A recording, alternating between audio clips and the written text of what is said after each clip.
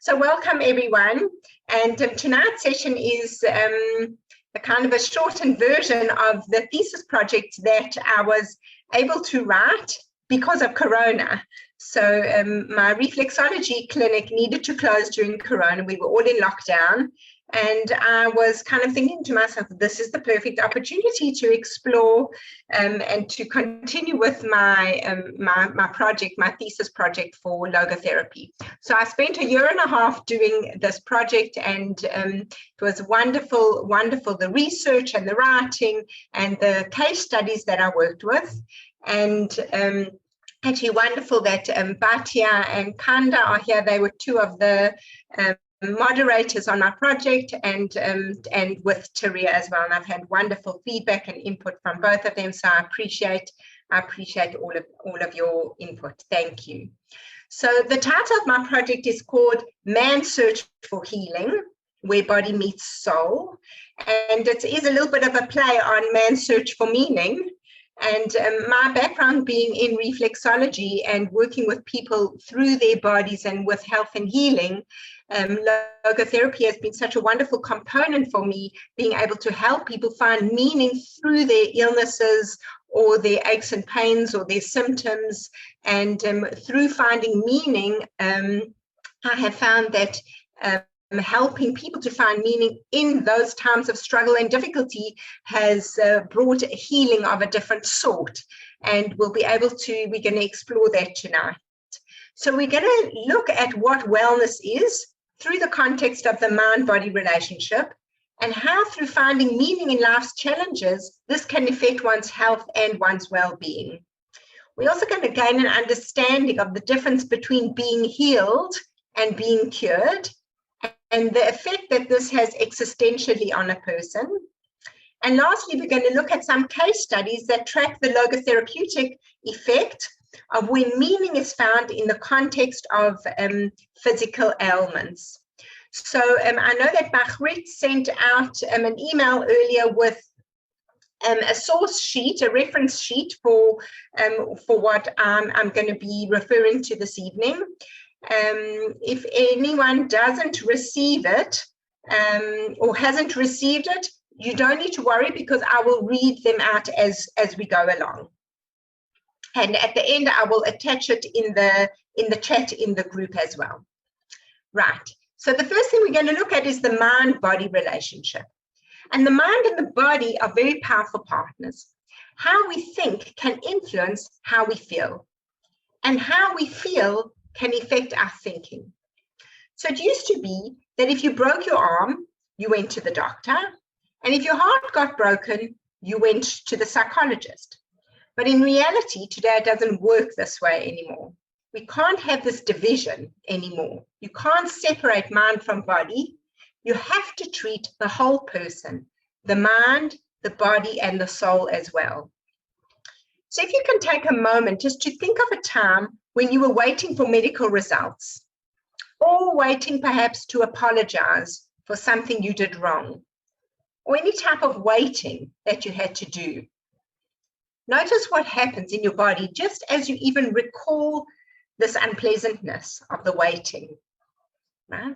So when we get nervous, we actually have a physical sensation. It could be sweating, it could be heart pounding, or we can even blush when we have emotions like embarrassment. Something like that is triggered.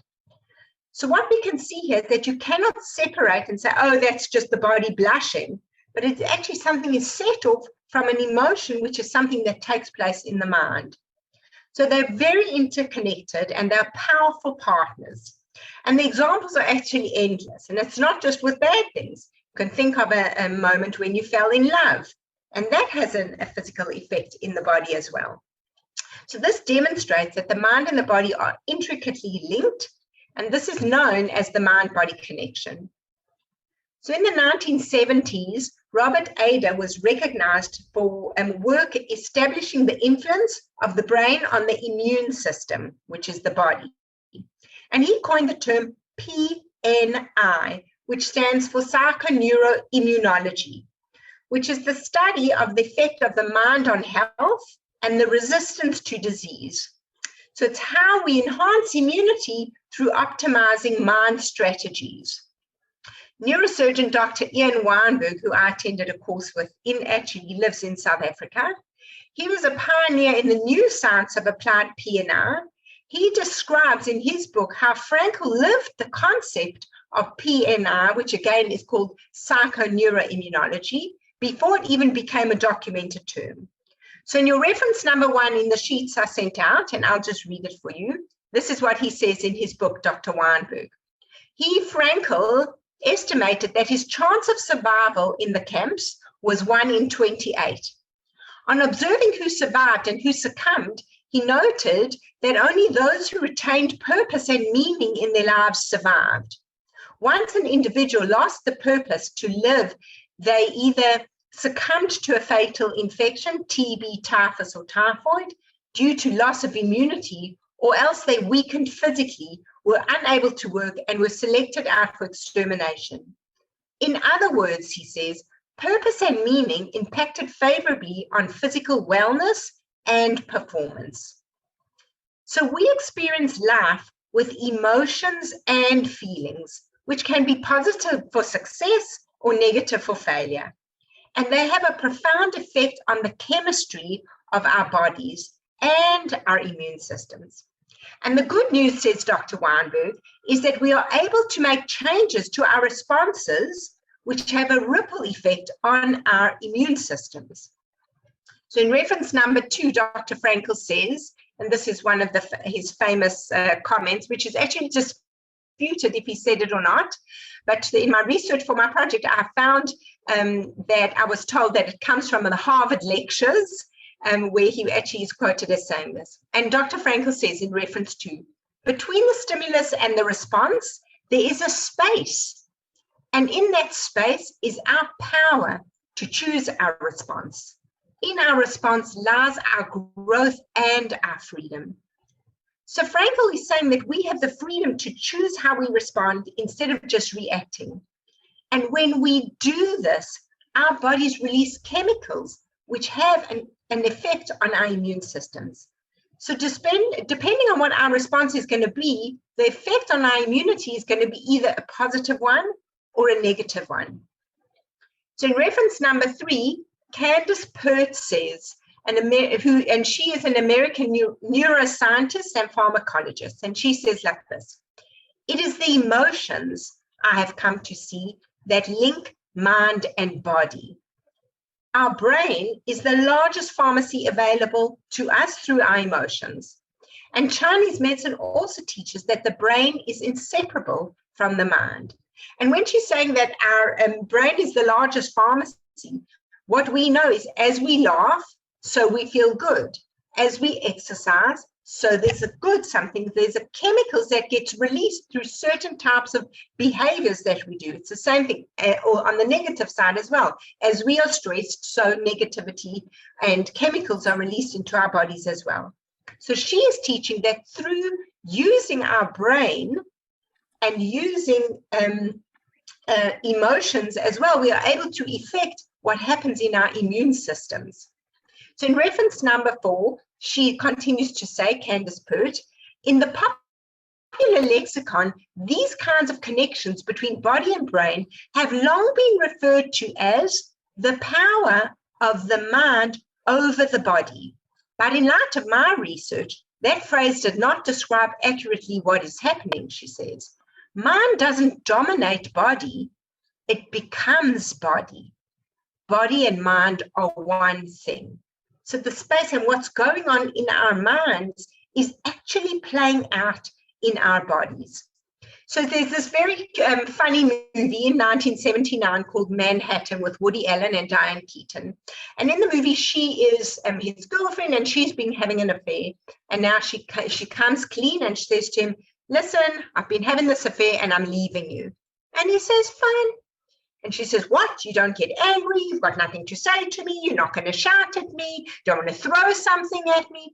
So he says like this. He says, I don't get angry. I just grow a tumor instead. Right? So this sounds really funny, but this is sometimes what is happening when we stuff things down, right? We bury things, our feelings, our emotions, and we don't deal with the difficulties or the challenges that go on in our lives.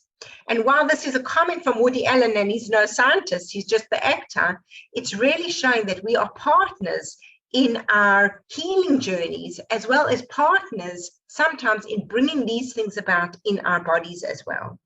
And always when I work with clients, it's not about what have I done to bring this on into my life, but now that this is here in my life, what can I do to make a change? Which is really beautiful of how logotherapy looks at things. It's not about why me, it's about the what now. And this is where I really love working with clients in moving past that why me, why is this always happening to me, to, okay, this has happened to me, how will I respond to it? And that comes back to that between the stimulus and the response. We always have the opportunity to respond in a different way. So today, the word holistic can apply to anything from organic food to Chinese medicine. The original sense of holistic refers actually to the word wholeness. And in your reference number 5, wholeness is the union of mind, body, and spirit. In wholeness, you aren't divided against yourself, and the choices you make benefit you at every level. So the way to integrating mind and body is through making meaningful connections between the two. So here's one of my favorite quotes in your reference number 6 by Hippocrates, who is the father of medicine, right? And you might be surprised to hear this quote. And he says, I would rather know what sort of person has a disease than what sort of disease a person has. So if we think about medicine today, it's come so far away from that, right? Doctors are more honed in on what is presenting in front of them that they actually sometimes miss the whole person who's there. And it was 24 years ago that I got interested in all this topic on healing when my father was diagnosed with cancer. And I would go with him sometimes to the oncologist.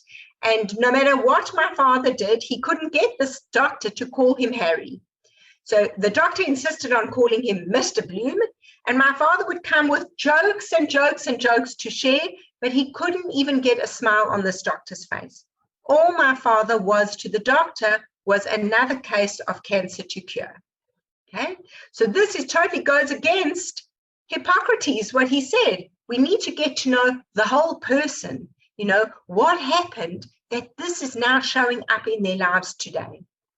So today, medicine has become about finding cures for diseases as opposed to helping people heal. And there's a physician, Sir William Osler, who said that the outcome of tuberculosis has more to do what went on in the patient's mind that went on in his lungs, right? So in your reference number 7, Dr. Bernie Siegel says, diseases don't catch people, rather people become susceptible to illness. And that's what we need to look into. So Dr. Siegel, whose books really got me to change profession, because before my father got ill, I was an interior designer and I was very happy in my creative world and very fulfilled in what I was doing. But sometimes, a new door can open for one and for many. And for me, when my father became ill, I became questioning, what is this? What is illness? And what can the patient do about the illnesses? And I started reading many books. I would recommend them by Dr. Bernie Siegel. And today he's a retired surgeon. And he suggests that people become active participants in their healing journey. That taking responsibility for the quality of your lives, which leads to the pathway towards healing. It's not just about saying, okay, doctor, take care of me, heal me. But what he's empowering people to do, and this is how I work when I work with people, is to empower people to take responsibility and to be an active participant. Because when we do this, the quality of our lives can change, and this is the pathway to healing. So how we show up in our lives is actually up to us. And logotherapy teaches that this is the divine power of the human spirit to look within each of our struggles, and everyone has struggles and difficulties, and take responsibility for what is present, and to seek deeper meaning through this process. and illness is no different. So Frankl, he describes in reference number 8 there, those prisoners who gave up on life, who had lost all hope for a future and were inevitably the first to die. They died less from lack of food or medicine than from lack of hope, lack of something to live for. Okay, so hope, and this is a crucial element, was something that Dr. Frankl used as a central theme in being able to pull oneself out of despair and have the ability to see and want to be part of a future. And he used to walk around in the camps and he used to encourage people. Don't you have a cousin in America or a nephew in America or someone somewhere who's waiting for you? He would encourage hope to help someone take a grasp of the life that they did have to be able to overcome the struggles they were going through. So in your reference number 9 there, Dr. Siegel says, no one lives forever. Therefore, death is not the issue. Life is. Death is not a failure, but not choosing to take on the challenge of life is the failure. So the journey to becoming well includes more than the medicines or surgeries we receive. We have to examine as well why we become sick.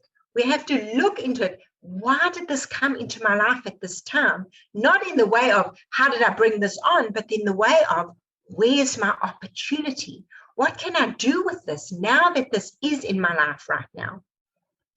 So in your reference number 10 there, Frankl says, we had to teach the despairing men that it did not really matter what we expected from life, but rather what life expected from us.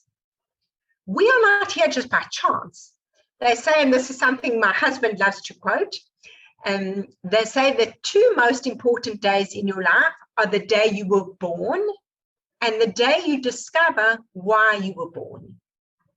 So we have all come here for a purpose, and we are supposed to find what that purpose is. And sometimes we only find that purpose through difficulty or challenge. Like when my father became ill 25 years ago, actually, I was moving along in the life in a certain planned way that I had thought was and it was my purpose, and it was my dream of what I was loving doing. But sometimes things come about to change direction for us and take us in a new direction. And can we move with that and find our purpose in the new, what comes there? So Dr. Frankl also speaks about the noetic. And the noetic is the spiritual dimension that we experience, that which makes us uniquely humans. Never find a cow on the side of the road thinking to itself, how can I be a better cow? What can I do today to bring meaning to the world? This is something uniquely human that we have as human beings, to find a spiritual connection to something maybe bigger than ourselves. And the mind-body connection goes even deeper when we start to explore this spiritual dimension. And the spiritual dimension doesn't necessarily mean it has to be a religious dimension. And there's lots of talk in logotherapy context of the difference between religion and spirituality. So often illness offers us a chance to seek the noetic and ask, what is life expecting of me now through this challenge? And any challenge we might be going through, it doesn't have to be illness, it could be any challenge, is asking us a question. How will we show up? What will we do with this new something that has arrived in our life? It could be tough circumstances. It could be anything that is challenging for us. And the reason these things come to us is because they reveal something to us that we are really made of. And it could be something that was just lying dormant in us that we didn't even know we had. It was waiting for its time to shine, to be revealed to us in circumstances where we have to show up to circumstances. We can't just generally on a usual Monday or Tuesday, we also don't wake up like the cows on the side of the road and think, wow, today's Monday, how can I be great today? Most of us don't think that way. But when we are going through struggle or difficulty or challenge, or we are pushed against something which is causing us such inner turmoil, we realize things about ourselves that we might not have known. So if this difficulty or challenge didn't come up in our lives, then we might not have known that we had the resources and the resilience to be able to show up to this. So I never shy away from difficulty or challenge. I always try and look for, what is this trying to reveal to me about myself? What tools do I have that will help me navigate my way through this crisis? And how can I use my divine power and my inner spirit to look within my struggle and be able to take responsibility for what is present in my life and to seek deeper meaning through this process? So that's the first part, which is speaking about the mind-body relationship. And now I'd like to speak about one of my case studies that I worked with in my project. And because of the nature of confidentiality, I've changed the name and I've changed the details and many details. So I'm going to call this client Lillian. And she is an anxious designer in her late 60s who came to see me with multiple symptoms, including chest pains, which she would describe as an elephant sitting on her chest. She had eye problems and also lower back pain, which often kept her in bed and unable to use her creative talents. And as a young child, Lillian learned to be very compliant because when she received love. It's almost like a survival instinct. She worked out, to receive love, I have to do what others want, then I'll be loved. And this, as a young child, is often something that happens. It's a form of survival.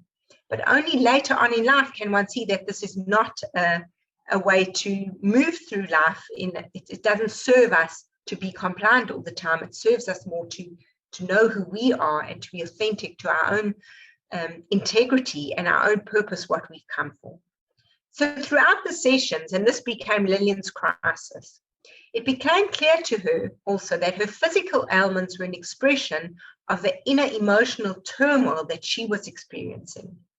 She was deeply anxious, and with each new ailment that arrived, she thought it was a new ominous disease or a new death sentence that was coming her way. And she would meticulously check out each symptom with doctors, and until she was comforted and given reassurance that there were no diseases brewing. And with this relief, she began to feel more confident, connecting to the theme of the symptoms, the reason for their arrival in her life, and if there was a message that each one of them brought to her. So we started working with finding deeper meaning behind her symptoms, and this started to help her begin to live her life respecting her own true voice and becoming more authentically herself. Then it was very interesting. After around 9 sessions of working like this, she brought a new symptom that she obviously began to panic about. And this was kind of like a dry mouth syndrome. It was burning in her gums and very dry mouth, which presented as pain and dryness. And it made her very fearful to speak. So it came at a very interesting time in the therapy, because just as she was starting to speak up for herself and be more authentically real, her mouth found a way to try and look after her and protect her from this new way of being and keep her in the way that things were. After meticulously checking all her symptoms, she even went to a specialized dentist. We noticed that this pattern started, and we started being more curious about the specific parts, what they could be representing through the symptoms.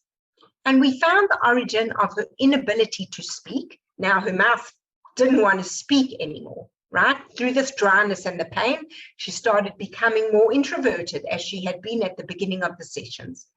So with this inability to speak up for herself, which was based on a childhood trauma that we found, right, where she had stage fright at a year-end concert. And she had prepared meticulously. She had all the words as a little girl. She got up on stage at the end of your concert and she forgot all of her words. And what happened is all the children and the audience started laughing at her and she froze. And this trauma stuck in her body. And then it became something that she would never speak up for herself again. She didn't put these two things together, but as we worked through that childhood trauma, we did a corrective experience as well around it, which helped to settle her nervous system and gave her a new experience of what would have helped her at the time. So at the conclusion of our sessions, when Lillian left, her eye problems had cleared up because she felt she was more able to see things clearly, right? To see things clearly for what they are instead of being a victim of her circumstances. She actually began to own her circumstances and respond from a more empowered way. Her lower back pain also disappeared because now she was feeling she was able to more support herself, hold herself up in her life instead of always keeping her voice quiet and always listening and following the lead from others around her because this is what gave her approval, right? Instead of waiting for others to support and hold her up, she started supporting and holding herself up, right? And her chest pains also vanished as she asked herself what life was asking of her through each challenge that arose. Instead of being weighed down by them, like that elephant, she started then seeing what are they asking from her and how could she respond to them. And her dry mouth also cleared up as well, especially as she started to feel safer and more confident in speaking in public and speaking up for herself. So this was really a beautiful case of watching symptom arise, which was almost like a cover up for a deeper emotional something that was going on that came out through the body part, which actually brought about as the body part, let's say the back. Imagine if you had no spine, what we would look like, right? We would just flop down. And we have a spine because the spine is something that keeps us erect. It gives us almost a dignity in life. So for her, as we looked at each body part, what that body part did and how that connected to the life and the struggle that she was dealing with, so we were able to find meaning why that was in her life. And as I've said before, we don't look at these things and say, wow, I can't believe I did that for so many years and now look what I brought on myself. That doesn't help anything. We look at it in the kindness. Wow, I'm able to see this a little bit clearly now. I'm able to connect to this now. I'm able to maybe see something deeper. That's when our mind and our body, the mind-body connection is working perfectly for us. Because when a symptom actually arises, it's like a knock from the body saying, hello, something's going on in this specific body part. So that's the mind-body relationship. Let's talk a little bit now about illness. Okay, so just to give you an idea of how the immune system works, the immune system consists of two groups of cells. It's controlled by the brain, indirectly through hormones, which are being released into the bloodstream, or directly through the nerves. One group is called B cells, which produce chemicals that neutralize poisons and help the body mobilize its own defenses. And the other group are called T cells, which are the killer cells that destroy invading bacteria and viruses. Dr. Siegel explains, and for me, when I heard this, I was totally shocked, that cancer cells are developing in our bodies all the time. And a healthy immune system keeps this under check before they can develop into dangerous tumors. So for me, when I heard that, I was like, whoa, I can't believe I have cancer cells developing in my body. It was totally new concept for me.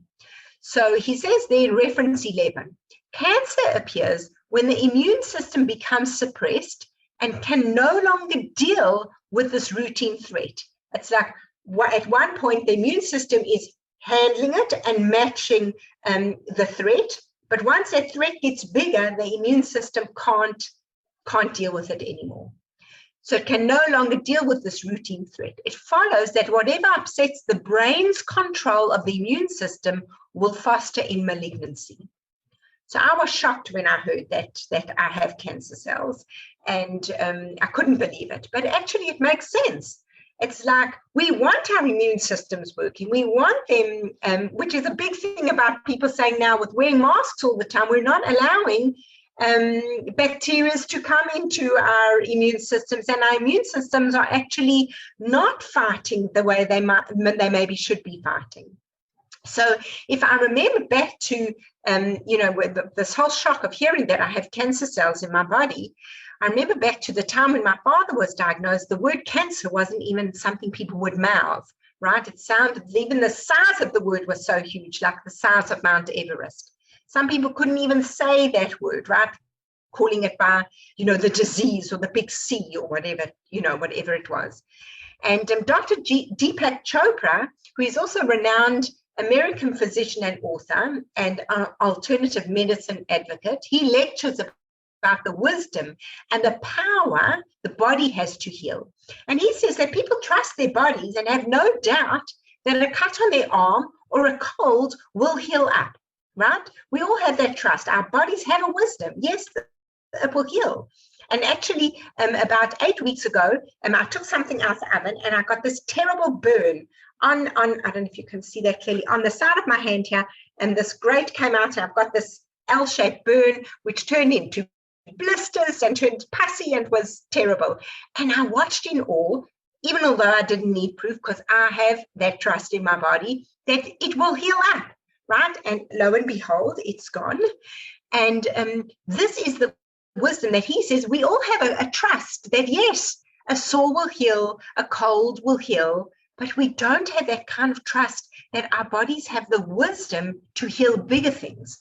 And he said we need to start adopting that kind of trust in our bodies that even bigger things and more serious conditions like illnesses and diseases can be healed by our bodies, to give that trust and partner with our body in approaching illness. Why should we limit our immune systems in our minds, what they can achieve or overcome?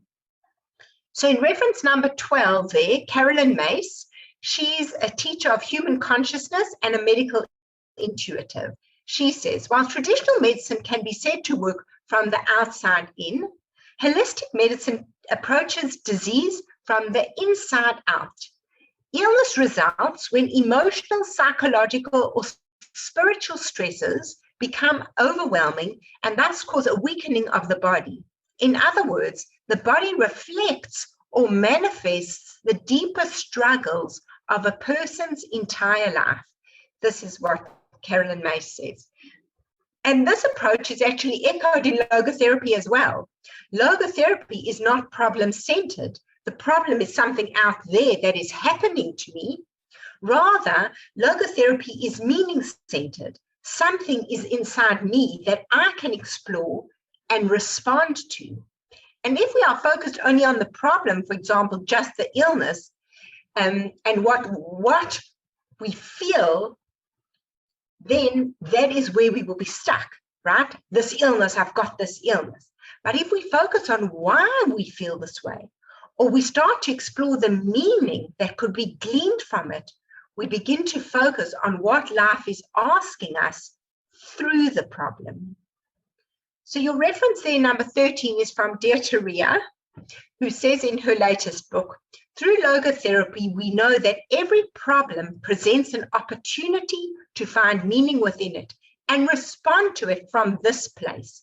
The problem thus becomes the crisis of meaning. When we only focus on the problem, it can keep the client stuck and become a victim of it. And through logotherapy, we shift the focus away from the problem out there and move the focus inwards in order to find the meaning behind the problem. So I love that idea.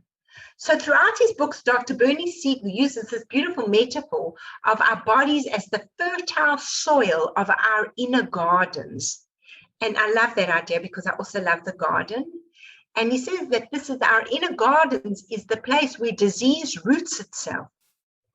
And being an internal gardener is what we all are. As we have this relationship between mind, body, and soul, we are the ones who tend to our inner garden.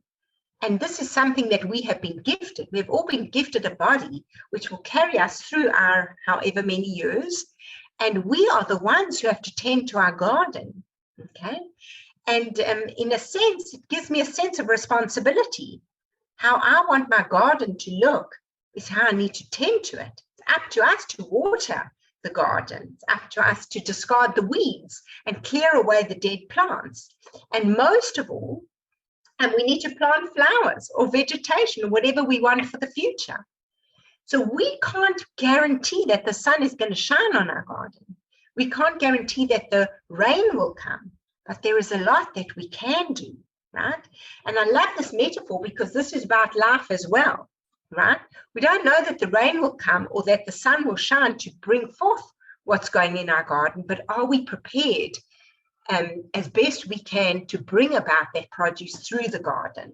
We can only show up each day and tend to our own inner gardens in the best way to nurture and help them to flourish, despite whatever the external conditions will be.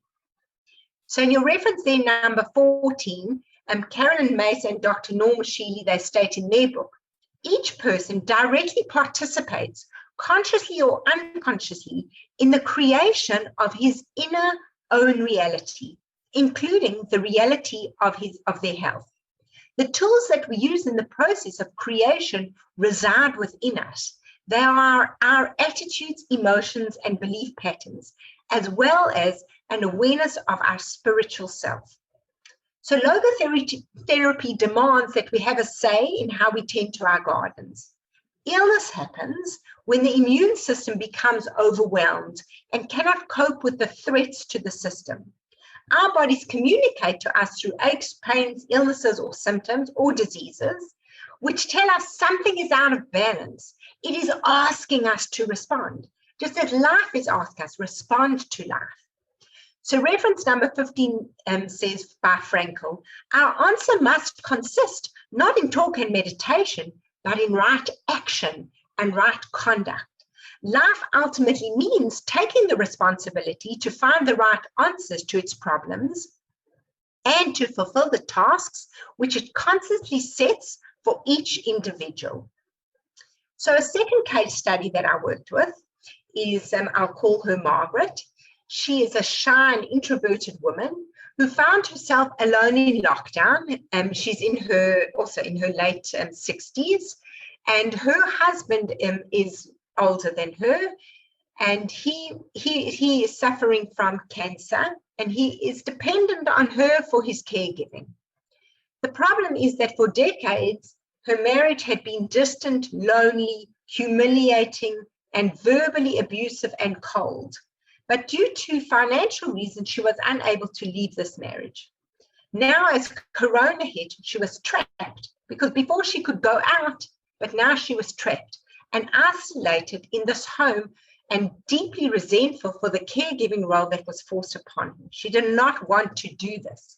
And the only joy that she had in her life was her grandchildren, with whom when she was with them, she felt alive, and it reminded her of her youth and the unconditional love that she had felt from her own grandfather when she was growing up. So growing up in her own family, her family of origin, she felt invisible, right? And she didn't feel that she had a right to exist in her family. She felt unnoticed. Her parents used to pawn her off onto servants, and she felt that she grew up very alone and not noticed or taken care of. And then she married this man who treated her in this way that continued the same way. She was always fighting for her right to exist. And the only time she ever felt loved was with her grandfather. And she had this very strong moral compass, always wanting to do the right thing, but she struggled when it came to her husband. So the longer the lockdown continued, the worse her diabetes became. Actually, what was interesting is after she got married, she developed type 1 diabetes, which is quite late in life to develop as an adult type 1 diabetes.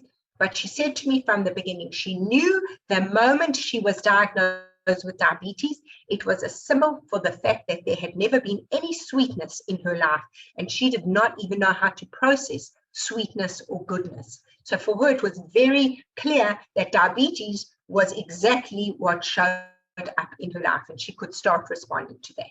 That was just on the sign. And the problem with her diabetes was now in the lockdown, it became even worse. And she suffered from extreme hyper and hypoglycemia.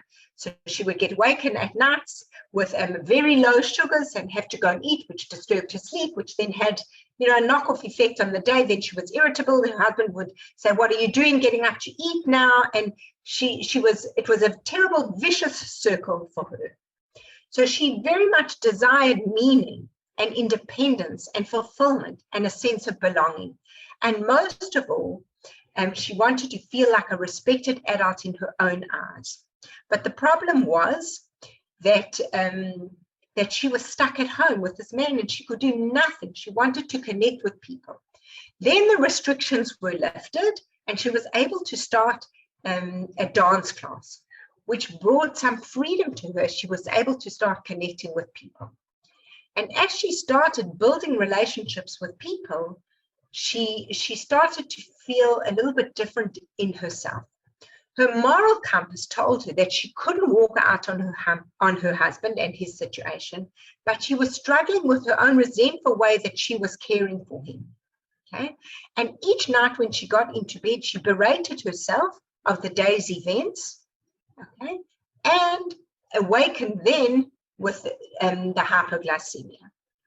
So as she began to connect more deeply and authentically with people around her, she started to feel more freer with herself and a deeper sense of belonging to something. And also as things opened up, she could spend more authentic time with her grandchildren. And this is something that she always yearned for, real experiences, but she rarely experienced. So from this place, Margaret was able to start taking responsibility for her husband's caregiving. As she started to fill herself up more, right, her focus began to shift from resentment towards her husband, which was the problem, to how she felt about herself in what she was doing, which was the meaning. And this was driven by her own moral compass. The more she filled her space with activities like connecting with others, stimulating her own creativity and learning new things about herself and for herself, the more alive she began to feel. And as a result of this, her sugar levels began to settle more into a more regular pattern. Then taking care of her husband changed not into something she had to do for him. He wasn't the problem. It became about something that she felt proud of herself, that she was doing for herself. And this changed then for her, which had then an effect on her diabetes. So this was amazing to see. And she's still in that situation. Things haven't improved yet. And all that has changed because the problem hasn't gone away. It's what happened inside of her that changed things. And she could climb into bed at night feeling more authentic and that her moral compass was facing the right direction. So let's look at the third part that I wanted to discuss with you is the difference between healing and curing. And as part of my thesis, I interviewed many people, people who have recovered from illnesses and just also general people, what they thought the differences were between healing and curing. And if we had more time, I would love to take some of your opinions, and maybe at the end, if we have some time for questions, we can go into it. But just to say that the online etymology dictionary shows that the origin of the words healing and health to be wholeness, being whole, sound, or well. And healing and health originate from the Latin word "calo", and they're linguistically related to whole and holy, a restoration of wholeness, becoming whole. And the word cure comes out to mean restoration of health and eliminating the evidence of disease. So we're going to look at what the difference is, okay? So working with people and on their healing journeys, it's important to see where healing comes in and where curing comes in, okay? We can't base healing solely on what the medical file says. We have to be able to look at the whole person, just like the etymology suggests. We have to look at the life of the person, the relationships, the traumas they've been through, the nutrition they have, the dreams they have, the unfinished business, right? Their intuitions, their passions, and their feelings. So in your reference there, number 16, Carolyn Mace and Dr. Sheely say, we know that there is no chemical cure for emotional injuries, nor can surgery remove painful memories of being abused as a child. The stuff that disease is made of requires much more complex treatment that can be given through surgery or drugs alone. It requires, for example, the process of transforming inner grief into lessons that empower rather than destroy the individual. So what really is healing? And in your reference 17, Dr. Rachel Naomi Remen, I really recommend people read her books. They're fantastic. She's a professor and founder of the Institute for the Study of Health and Illness, is quoted numerous times as saying, healing may not be so much about getting better as about letting go of everything that isn't you, all of the expectations, all of the beliefs, and becoming who you are. So she's suggesting that healing is a journey to discover yourself, your authentic self. And this is the invitation that illness and challenges often bring into someone's life. We have to look at the whole person to come to a place of healing. So doctors are actually trained to cure, but not to heal. Healing implies making ourselves whole, right? And cancer could be out of your body and you could be healed from it, but you could still be deeply miserable and nothing has changed in your life. So is that what we're really looking for, just to be cured? Or are we actually looking to be healed as well? And that, in my opinion, what logotherapy helps us to do is to bring us to a place of wholeness and integrity and living from that space. So reference number 18 there from Dr. Lissa Rankin, she's MD, and she says, you can cure without healing and you can heal without curing. In medical school and residency, most of our training focused on curing. Very little attention was focused on healing. You might heal a fracture or heal a gaping surgical wound, but healing a person? Nah, that's what she says. So the goal of life is actually not to live forever. No one does that. Even the greatest people in history, Moses, Mandela, Mother Teresa, no one has ever lived forever, and that is not the goal. Right? The goal of life is to fill our years with life and not to fill our life with empty years. There's no prize for reaching 120 and just thank goodness this is over now, right? Some people can achieve that, lived a full life in 30 years or 50 years or however the number is. But that's what the goal is, to fill our life with life and to find the meaning. And we know that everybody has challenges. Nobody lives in Disneyland. So it doesn't matter what race, religion, social status, age, or any life orientation that you have, life and challenges happens to everyone, even the royals, right? I always say Queen Elizabeth, she has her fair share of challenges, right? But how we process these challenges has an effect on us. Sometimes we don't or can't process what comes our ways and we ignore them, right? This is called unfinished business. And you will know if you have unfinished business if someone asks you about it. How are you doing about that incident? That thing that happened, and say, I don't want to talk about it. Let's not go there. Don't even bring it up. I don't want to speak about it. Then what you know is, yeah, you might think you've moved past it, but it's actually gone somewhere. Right? And Carolyn Mace, PhD, she discusses this unfinished business as the regrets that continue to pull at one's consciousness. It's there, right? Where does this pain and this hurt go, right? Where do these regrets go when we stuff them away, right? And just like an onion continues to grow in a dark cupboard, like you see it grows roots and shoots, put things away in the dark, it can still grow. And this is exactly what happens to us when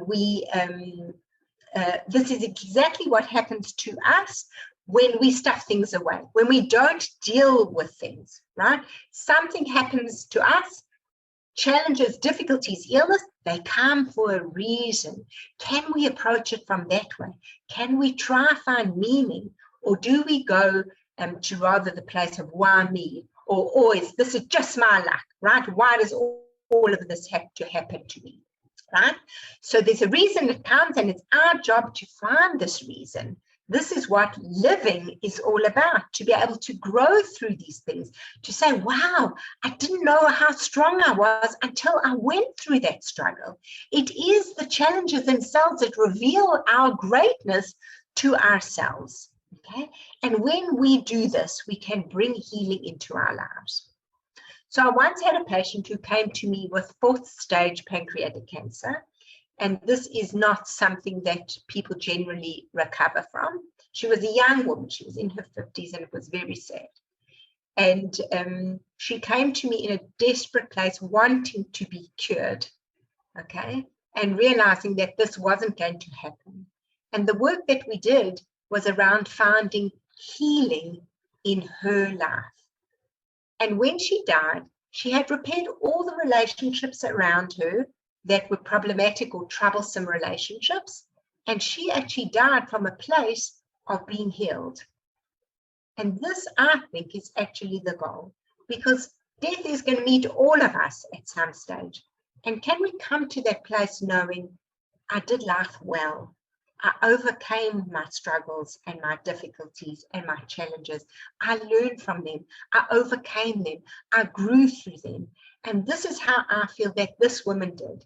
It's not up to us, any of us, to decide, yes, I'll get 90 years or 100 years or however many years. We don't know. None of us know. This evening and tomorrow is uncertain to every single one of us. So we can only show up today and say, I choose to live today well. I choose to find meaning today well. Because when we do this, this is leading a life which is filled with healing and being healed. So it's not possible to change the events of the past. What happened has happened. And terrible, terrible things have happened to people. Terrible, terrible things. But when we do this inner work, we might be able to come to a place of resolution about the past, especially if the past was traumatic. And this work can be therapeutic and it can be healing. And oftentimes when we have gone through something, then we have the tools to be able to help others going through what they might be experiencing, their own similar troubles or challenges or traumas. Okay, and so it can be therapeutic as we go through the healing process. When we come to a place of resolution, it doesn't mean that we are in denial of what happened, that we didn't get damaged through what happened to us by these terrible events. What it does mean is that the electricity that we felt around that event no longer controls us or no longer defines who we are. In doing this kind of inner work, especially with the body and the sensations, which is how trauma therapy works, we find the place where it sits in our body, as that case study that I mentioned, Lillian. She had this terrible, for 60-something years, she lived with this fright of being on stage and freezing, the humiliation, the fear, and the trauma sat in her body for all of these years. And when we were able to help her release that out of her system, she was able to get her voice back.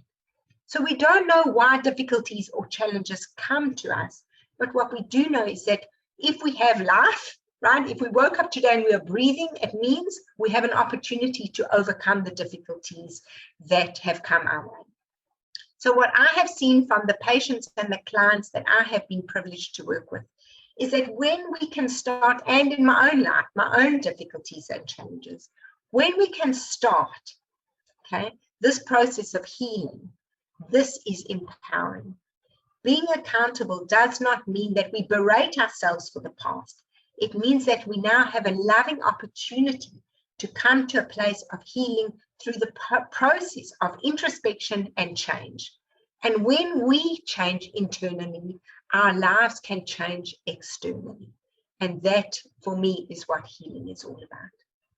So reference number 19 there by Dr. Siegel, he says, when you heal a life, a cured disease may come with the healing, but when you accept your disease as a challenge and a gift, then the even greater miracle is the inner healing that occurs because you have found your path again. Our goal should be greater than just curing the disease.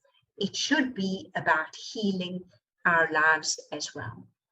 So I hope that you have a better understanding of the mind-body relationship, what exactly illness is and isn't, and how it can serve us to understanding who we are and the greatness that we have inside of ourselves to overcome our difficulties and challenges.